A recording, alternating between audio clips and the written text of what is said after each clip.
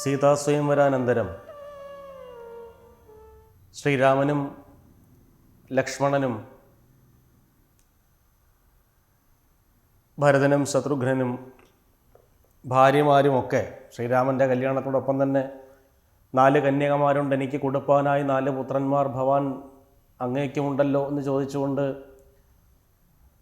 ലക്ഷ്മണനെ ഊർമിളയെ കൊണ്ടും ശ്രുതകീർത്തിയെയും മാണ്ഡവിയെയും യഥാക്രമം ഭരതശത്രുഘ്നന്മാരെ കൊണ്ടും വിവാഹം കഴിപ്പിക്കുന്നുണ്ട്.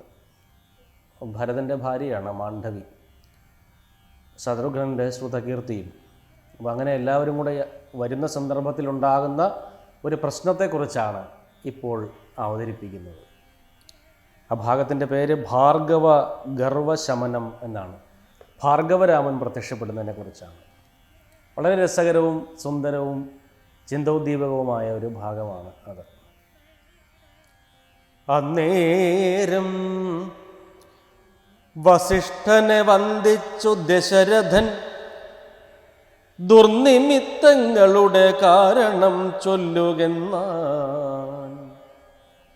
മന്നവ, കുറഞ്ഞൊരു ഭീതിയുണ്ടാകും ഇപ്പോൾ, പിന്നീടമ ഭയവും ഉണ്ടാകുമെന്നറിഞ്ഞാലും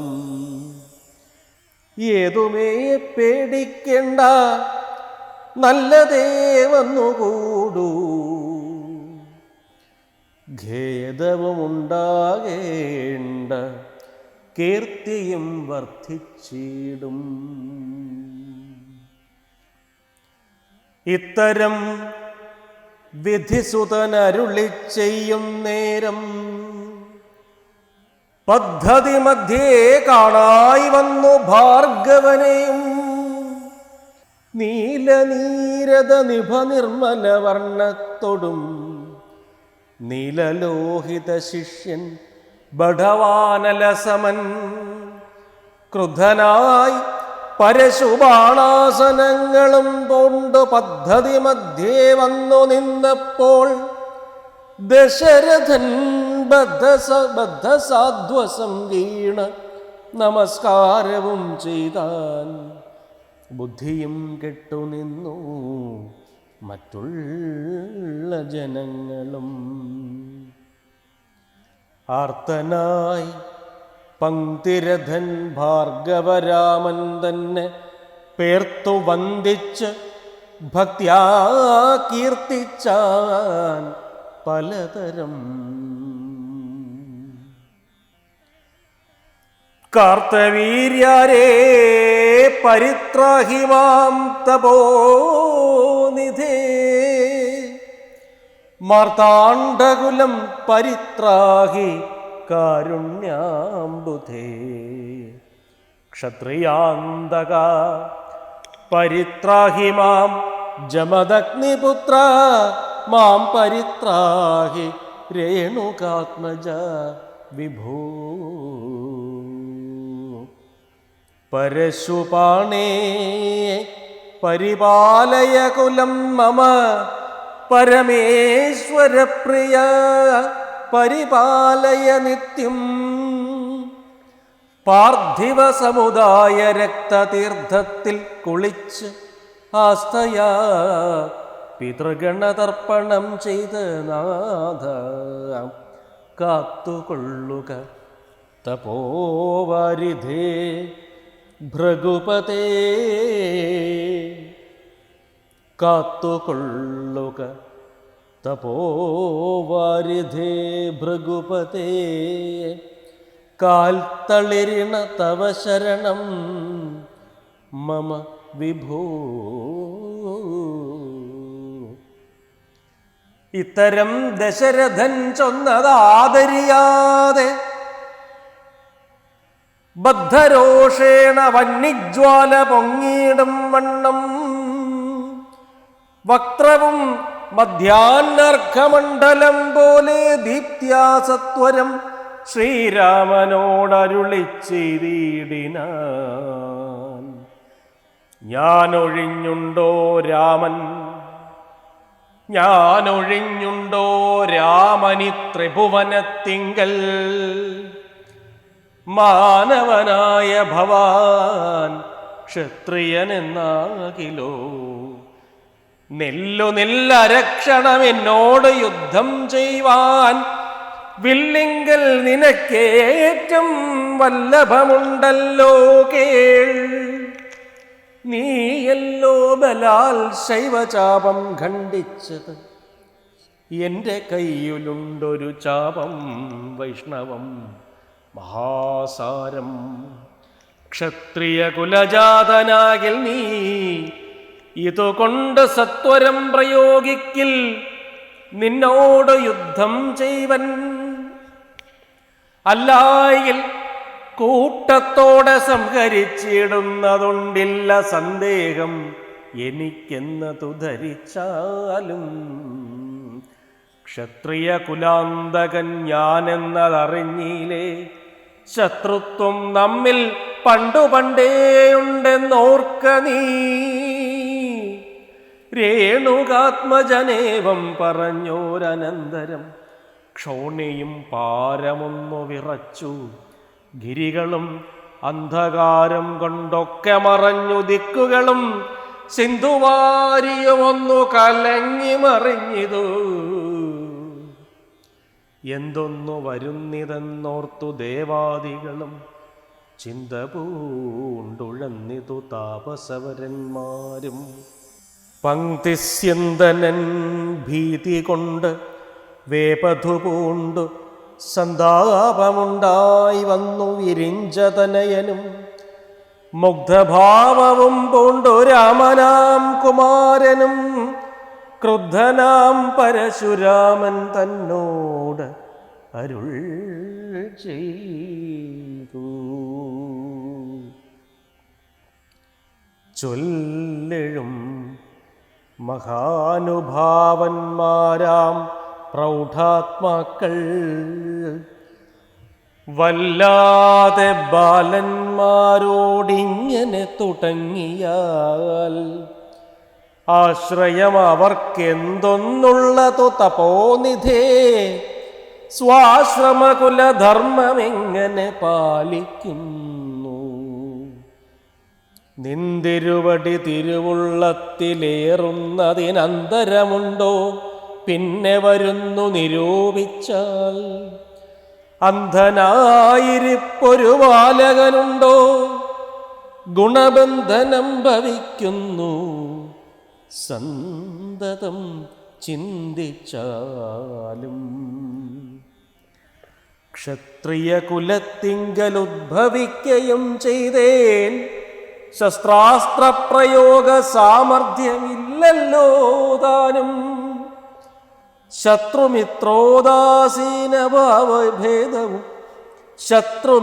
ഉദാസീനഭേദവും എനിക്കില്ല. ശത്രുസംഹാരം ചെയ്യുവാൻ ശക്തിയുമില്ലയല്ലോ. അന്ധകാന്തകൻ പോലും ലംഘിച്ചിടുന്നതല്ല നിന്തിരുവടിയുടെ ചിന്തിതം. അതുമൂലം വില്ലിങ്ങു തന്നാലും ഞാനാകിലോ കുലച്ചിടാം. അല്ലെങ്കിൽ തിരുവുള്ളക്കേട് ഉണ്ടാകവേണ്ട. വില്ലിങ്ങു തന്നാലും ഞാനാകിലോ കുലച്ചിടാം. അല്ലെങ്കിൽ തിരുവുള്ളക്കേടുണ്ടാകവേണ്ട.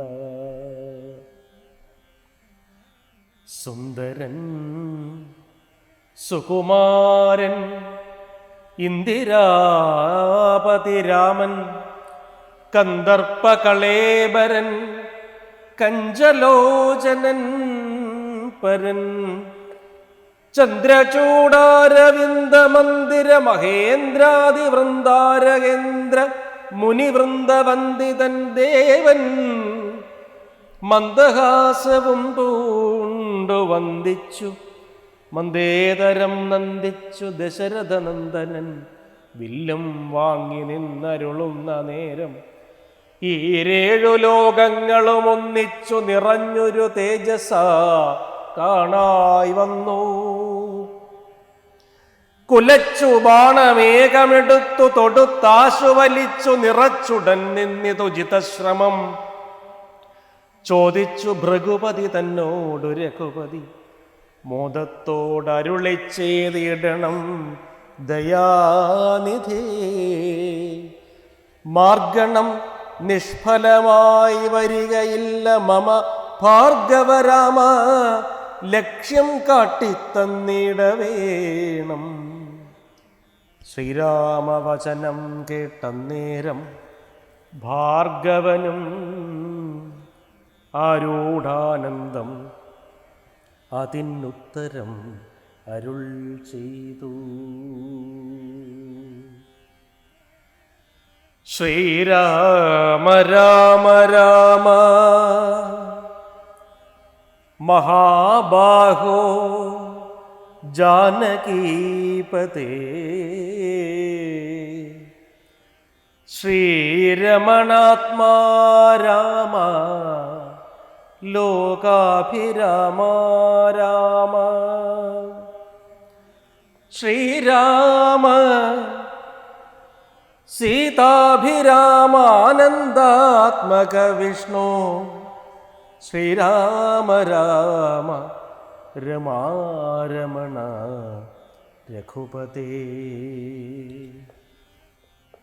ശ്രീരാമ രാമ പുരുഷോത്തമ ദയാനിധേ. ശ്രീരാമ സൃഷ്ടിസ്ഥിതി പ്രളയഹേതുമൂർത്തേ. ശ്രീരാമ ദശരഥനന്ദന ഹൃഷീകേശ. ശ്രീരാമ രാമ രാമ കൗസല്യാത്മജ ഹരേ. എങ്കിലോ പുരാവൃത്തം കേട്ടുകൊണ്ടാലും മമ പങ്കജവിലോചന കാരുണ്യവാരാനിധേ.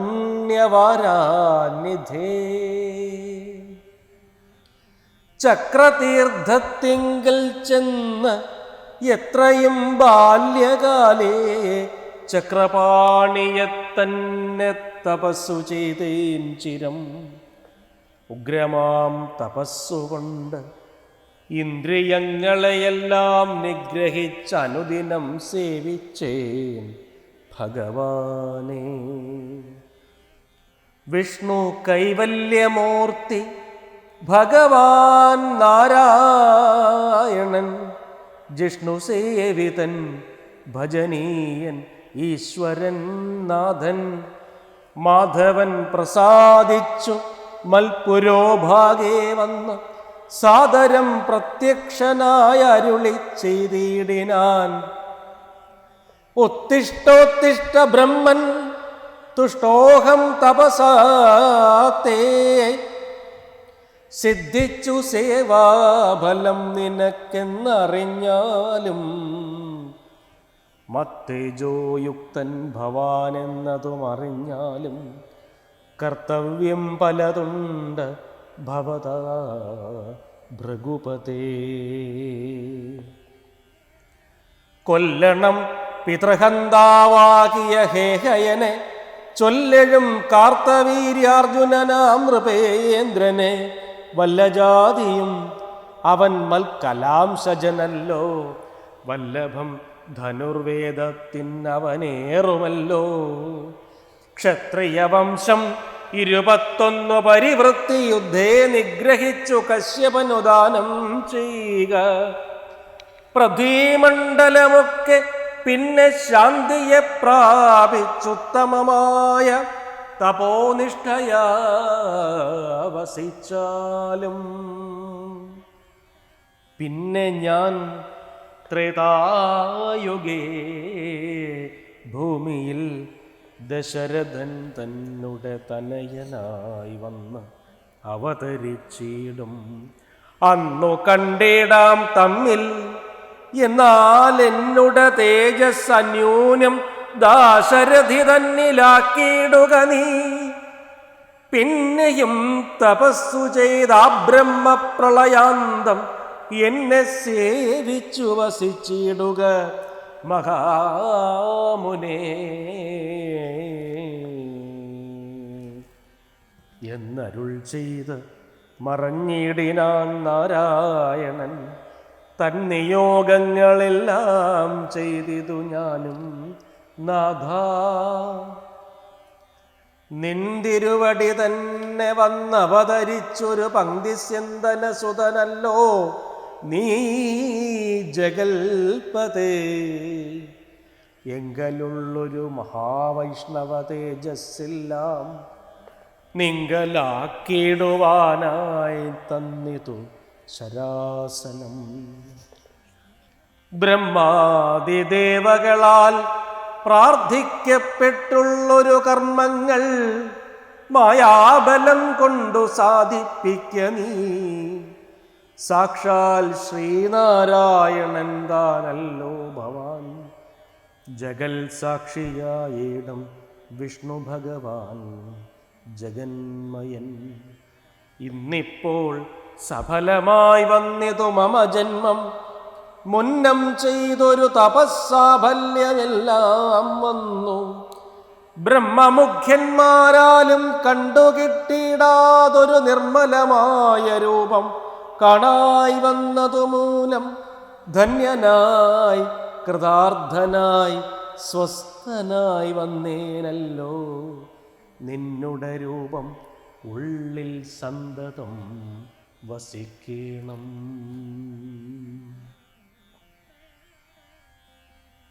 അജ്ഞാനോദ്ഭവങ്ങളാം ജന്മാതിഷഡ്ഭാവങ്ങൾ സുജ്ഞാനസ്വരൂപനാം നിങ്കലില്ലല്ലോ പോറ്റി. നിർവികാരാത്മാ പരിപൂർണനായിരിപ്പൊരു നിർവാണപ്രദനല്ലോ നിന്തിരുവടി പാർത്താൽ. വന്നിയിൽ ധൂമം പോലെ വാരിയിൽ നുര പോലെ നിന്നുടെ മഹാമായ വൈഭവം ചിത്രം ചിത്രം. യാവൽ പര്യന്തം മായാസംവൃതം ലോകമോർത്താൽ താവൽ പര്യന്തമറിയാവല്ലഭവത്തത്വം. സത്സംഗം കൊണ്ടു ലഭിച്ചിടിന ഭക്തിയോടും ത്വൽസേവാരതന്മാരാം മനുഷ്യർ മെല്ലെ മെല്ലെ ത്വന്മായാരചിതമാം സംസാരപാരാവാരം തൻ മറുകരയേറിടുന്നിതു കാലം കൊണ്ടേ. ത്വൽജ്ഞാനപരന്മാരാം മാനുഷജനങ്ങൾക്കുള്ള ജ്ഞാനം നീക്കുവോരു സദ്ഗുരു ലഭിച്ചിടും. ത്വൽജ്ഞാനപരന്മാരാം മാനുഷജനങ്ങൾക്കുള്ള അജ്ഞാനം നീക്കുവോരു സദ്ഗുരു ലഭിച്ചിടും. സദ്ഗുരുവിങ്കൽ നിന്നമ്പോടു വാക്യജ്ഞാനം ഉൾക്കാമ്പിലുറച്ചിടും. ത്വൽപ്രസാദത്താൽ അപ്പോൾ കർമ്മബന്ധത്തിങ്കൽ നിന്നാശു വേർപെട്ട് ഭവചിന്മയ പദത്തിങ്കൽ ആഹന്ത ലയിച്ചിടും. ത്വൽഭക്തിവിഹീനന്മാരായുള്ള ജനങ്ങൾക്ക് കൽപ്പകോടികൾ കൊണ്ടും സിദ്ധിക്കയില്ലയല്ലോ വിജ്ഞാനജ്ഞാന സുഖം മോക്ഷമെന്നറിഞ്ഞാലും. അജ്ഞാനം നീക്കി ത്വദ്ബോധം മമ സിദ്ധിക്കണം. ആകയാൽ ത്വൽപാദപത്മങ്ങളിൽ സദാകാലമാകുലം കൂടാതൊരു ഭക്തി സംഭവിക്കണം. നമസ്തേ ജഗൽപതേ, നമസ്തേ രമാപദേ, നമസ്തേ ദാശരഥേ, നമസ്തേ സതാംബതേ, നമസ്തേ വേദപദേ, നമസ്തേ ദേവപദേ, നമസ്തേ മഖപദേ, നമസ്തേ ധരാപദേ, നമസ്തേ ധർമ്മപദേ, നമസ്തേ സീതാപദേ നമസ്തേ കാരുണ്യാബ്ധേ നമസ്തേ ചാരുമൂർത്തേ നമസ്തേ രാമ രാമ നമസ്തേ രാമചന്ദ്ര നമസ്തേ രാമ രാമ നമസ്തേ രാമഭദ്ര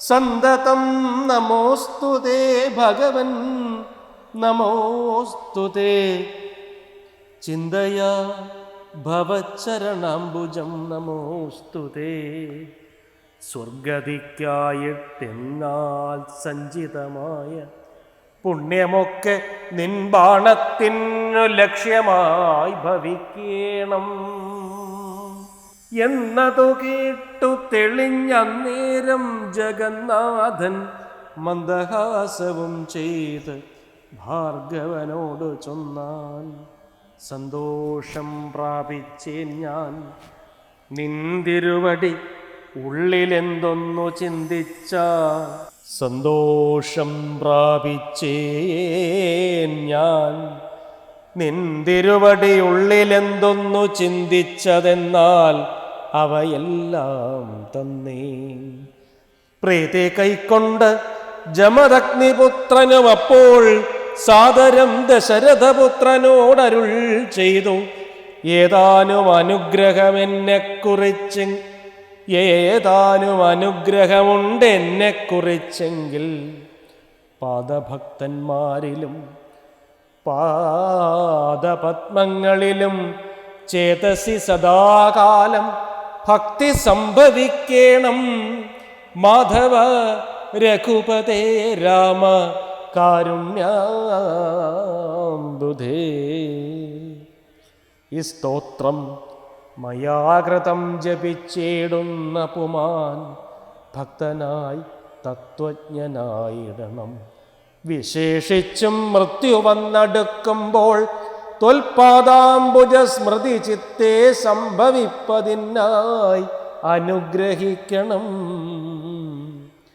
അങ്ങനെ തന്നെ എന്നു രാഘവൻ നിയോഗത്താൽ തിങ്ങിന ഭക്തി പൂണ്ട് രേണുകാതനയനും സാദരം പ്രദക്ഷിണം ചെയ്തു കുമ്പിട്ടു കൂപ്പി പ്രീതനായി ചെന്നു മഹേന്ദ്രജലം പൊക്കിയിടിനാൻ ഭൂപതി ദശരഥൻ താൻ അതിസന്തുഷ്ടനായി താപമകന്ന് തൻ പുത്രനാം രാമൻ തന്നെ ഗാഠമായ ആശ്ലേഷം ചെയ്ത ആനന്ദാശ്രുക്കളോടും പ്രൗഢാത്മാവായ വിധിനന്ദനോടും കൂടി പുത്രന്മാരോടും പടയോടും ചെന്ന് അയോധ്യയിൽ സ്വസ്ഥമാനസനായി വാണിടിനാൻ കീർത്തിയോടെ. ഭാർഗവരാമൻ പെട്ടെന്ന് പ്രത്യക്ഷപ്പെട്ടിട്ട്, നീ ശൈവചാപം ഖണ്ഡിച്ചു എന്ന് ഞാൻ അറിഞ്ഞല്ലോ, എൻ്റെ കയ്യിലൊരു ചാപമുണ്ട്, വൈഷ്ണവം, അത് ഒന്ന് കുലച്ചു നോക്ക് എന്ന് പറഞ്ഞ് തടുക്കുകയാണ്. ഞാൻ ഒഴിഞ്ഞുണ്ടോ രാമൻ ഈ ത്രിഭുവനത്തെങ്കിൽ, ഭാർഗവനല്ലാത്ത രാമൻ ഈ ലോകത്ത് വേറെയുണ്ടോ എങ്കിലൊന്ന് കാണട്ടെ എന്ന് പറഞ്ഞാണ് അദ്ദേഹം ക്ഷിപ്രകോപിയായ ഭാർഗവരാമൻ രംഗത്ത് വരുന്നത്. അപ്പോഴും ശ്രീരാമൻ വളരെ സംയമത്തോടുകൂടി, ദശരഥൻ പ്രാർത്ഥിച്ചതൊന്നും കേൾക്കാതെ വീണ്ടും അസഭ്യവർഷം നടത്തുകയാണ് പരശുരാമൻ. ശ്രീരാമൻ ഒരു സംയമിയുടെ എല്ലാ ഗുണത്തോടും കൂടി, അങ്ങയെപ്പോലെ മഹാസിദ്ധന്മാരായുള്ള ആളുകൾ എന്നെപ്പോലെ ബാലന്മാരോട് ഇങ്ങനെ തുടങ്ങിയാൽ സ്വാശ്രമ കുലധർമ്മം എങ്ങനെയാണ് പാലിക്കുന്നത്? ഞങ്ങൾക്ക് വേറെ ആരാണ് ആശ്രയമുള്ളത്? എങ്ങാനും ഒരു സങ്കടം വരുമ്പോൾ ഓടി വന്ന് വിളിക്കേണ്ട ആളുകളാണ് നിങ്ങളൊക്കെ. ആ നിങ്ങളൊക്കെ ഇങ്ങനെ ദ്രോഹിക്കാൻ തുടങ്ങിയാലോ എന്ന് ചോദിക്കുന്നുണ്ട്.